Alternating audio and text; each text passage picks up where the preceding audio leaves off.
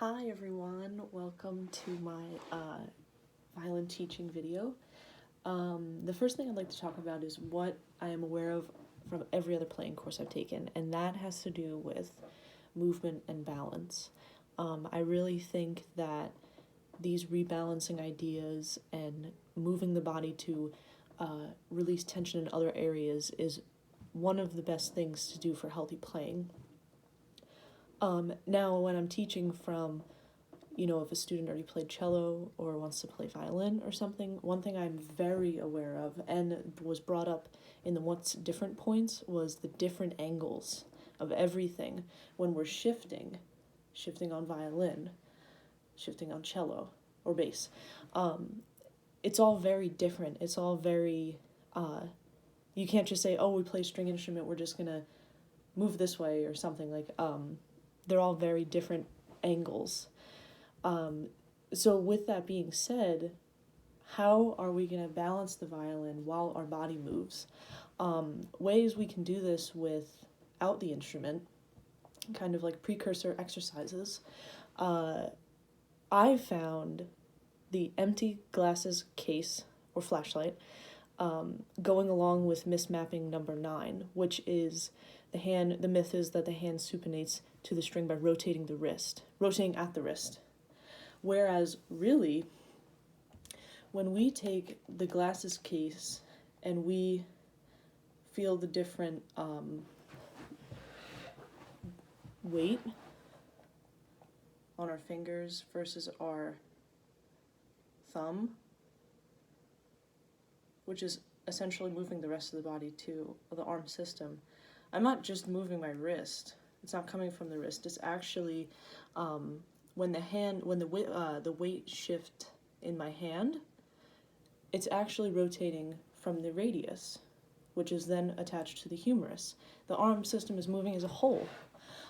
So what I thought of the essential understanding for this was that this helps balance the violin while the body moves because it is moving the arm in its full range as a whole.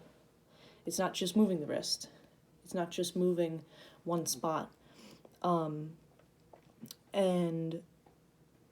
yes, we are not suppressing the rest of the arm. We're moving it as a system. The second one that I thought was great for balancing the violin while we're moving was the highlighter marker, which also kind of goes along with mismapping number 8. That myth is that the hand supinates to the string by rotating at the ulna at the elbow. But when we do this exercise, we're actually, oh, it's a little bright. We're actually moving the radius and the arm, not just the ulna. And the essential understanding to balance is that this helps us balance the violin as the body moves because the radius actually rotates, which is how we can balance and rebalance the violin with the left hand. Because we're not just holding the violin here or holding the violin here. We have a constant balancing act going on. And the last one, unfortunately I don't have an egg carton, but this is one that I really thought was helpful for this typical essential question. So I'm just going to use the same thing. This was, I should actually move my scarf so you can see my arm. This was the empty egg carton or the shelf activity. And this, I think, goes along with mismapping number 14. The myth was that to keep the shoulders down, to push the shoulders down, to push the shoulder blade down to the ribs when we're playing because it can't go up. But when we do this activity, we in fact see that the shoulders move when we reach and look at the expiration date. We can feel the shoulder move. The shoulder blades are moving. And again, this helps balance the violin as the body moves because we learned from Touch Points, the article, that the shoulder blade follows sequentially behind the humerus in whichever direction it moves.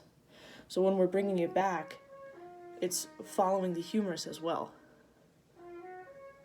I could even feel it if I just touch my back. So I think these are one of the best exercises for balance when we bring the violin to our bodies. Thanks for listening.